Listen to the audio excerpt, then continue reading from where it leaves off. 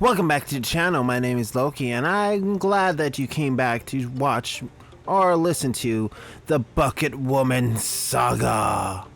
Like I said, I'm gonna make these next couple of uploads basically two parts of or stories from the same LP. And like I said, it was going to be more or less me archiving and having my horns read the stories. But with that said and done, please give me a like, comment, and subscribe to the channel because I just want to get at least 100 subs. Maybe until for next year. Maybe, please help me. What's this? Is this a cartoonish large Glockinator? I'm joking. It's not. It's just my tentacles. Well, with that said and done, please do what you wish and listen to me in the background if needed. Until you want to hear my commentary, or until the first story ends, ta-ta. The Bucket Woman was actually the sprinkler's second victim. The first was Max, short for Gluteus maximus, the neighbor's cat who has his morning pee on my rosemary plant. Max strolled across the sensor and Robo Sprinkler 2 activated. He got the shock of his life when that morning, the garden peed back. He ran back to his own yard like he'd been fired out of a cat cannon. Robo Sprinkler 1 fired on the Bucket Woman on Tuesday afternoon. Martin was WFH, but at the back of the house, and only knew something happened when the fluffy couch potato cat let out an unearthly howl and tried to hide between Martin and the chair he was sitting on. He got to the front room just in time to see the Bucket Woman disappearing behind the fence, so he went to check the security footage. I got a text asking if I wanted the good news or the bad news first. I was having a crap day, so I opted for the good news. I got 2 words back, got her. Then I asked for the bad news, and he texted, sorry about your rosemary. Oh, I only have 2 plants in the front garden that I really care about, and that rosemary is one of them. It's flowered nearly all winter, and I like watching the bees. When I got home, there was a group of people outside our house. I started to worry, thinking something terrible had happened. But I realized they were sprinkler devotees, and in the middle was my partner, performing the dance of his people. This account has been pieced together from looking at track marks, and observing the triumphant dance of the sprinkler people. It seems that the Bucket Woman entered through the gate, and headed towards the bedroom window, crossing Robo Sprinkler 1's sensor. Robo Sprinkler 1 fired on the intruder, and scored a direct hit, before starting on its arc. The Bucket Woman was startled, and ran back towards the gate. But Robo Sprinkler had started its return, and hit her a second time. She was startled again, denoted by some high leaps and exaggerated shrieking in the dance, changed direction, ran past the gate and body slammed my poor defenseless plant, before finding the gate and running back next door. The triumphant dance makes no mention of bees. But I picture a bunch of worker bees turning up to work at the rosemary plant following day and going, bloody hell, what happened here? The interesting thing is that the Robo Sprinklers seem to have had a deterrent effect. This happened on Tuesday, today is Monday, and she hasn't visited since. We see her on the cameras pacing up and down out the front, but she's staying out of our garden and away from the windows. Martin came down with man flu on Wednesday, and a close family friend died on Thursday, so this has been a welcome respite.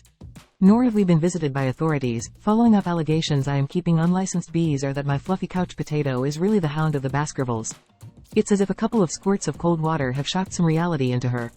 Although to be fair, I don't know how long it takes the Department of Ag to follow up reports of unlicensed apiary, and I'm not even sure which agency regulates hounds of the Baskervilles. That may be still to come. Well, that destroys my theory of them being in Australia. Apparently they might be in the UK. I am not trying to dox them. I'm just trying to pinpoint because of their vocabulary. But oh my god, Bucket Woman. Oh, that's funny. That's funny. Do the sprinkler dance. Sprinkler dance. Sprinkler dance. Dance, dance, dance, dance. I love that. I love that so much. That sprinkler dance is... Oh, I wanted to see that. You see, I'm enjoying listening and recording these videos. Oh my god, let's get into the next story real quick. I want to see more. This is why we had motion-activated lights installed. I meant to share this one a while ago, but I got sick for a few weeks and didn't have the energy. After the vicious dog attack, our old side gate started to wobble alarmingly. Almost like someone ran into it full tilt while escaping an angry house cat. We reluctantly decided to demolish it, knowing that would leave us more open to Bucket Woman visits. But since the new gate was due to be installed later that week, we reasoned nothing that bad could happen. This is also the story of how wrong we were. Martin demolished the old gate on Sunday afternoon, neatly stacking the remains along the side of the garage, near the bins. Later that night, about 11 p.m., I took my bucket of kitchen scraps out to the green bin. I didn't bother turning on the light, because I was intending a quick trip out and in, and there was enough available light. It's the middle of winter and close to freezing, and I wasn't planning to stay out there very long. I waddle out into the dark, wearing my dressing gown and slippers. I just reached the bins when I heard a noise in the yard behind me. I called out, "Who's there?" No answer. I call out again, "Who's there?" This time, a shapeless figure silently came towards me. I hurled the scraps bucket at it. The figure screamed, so I screamed louder. Since my brother wasn't available, I grabbed one of the bins and tried to use it as a shield, but I tripped and fell over the old gate. Then the lights came on, and everyone flooded outside. I was sat on my ass, looking up at the bucket woman, now wearing my kitchen scraps, babbling and waving some papers. Disclaimer: I didn't score a direct hit with the bucket, the contents just splashed her. Martin grabbed a cricket bat and growled at her, in a voice that would have frozen Hades, "Get out." Now www. The bucket woman tossed her papers in the air and fled, shedding potato and onion skins as she ran. Okay, my irrational brain insists on replaying it like that, even though I know I only splashed her. My daughter rang 000, the neighbors rang, and so did the bucket woman. She said she'd come to serve legal documents on me, and I'd assaulted her. The police took the papers away, but left the scraps. So I limped away from this encounter slightly wounded, but still a free woman, and triumphant. When I am old, and in a nursing home, the memory of the bucket woman with my leftovers globbed on her legs will still make me smile. But wait, there's more. Sunday afternoon, Martin looked out the window at the remains of the old gate, and I could see an idea forming. Then he disappeared. I next saw him humping the old gate across the backyard and neatly piling the remains up against the shared fence, on top of the old fence posts. He came back in and said he'd moved the hard waste pile because it really is an eyesore for the rest of the street, and the bucket woman doesn't like it when we make the street look messy. The words hoist and petard spring to mind. I wonder if those papers were quote-unquote eviction papers because, oh no, she is the landlord. No.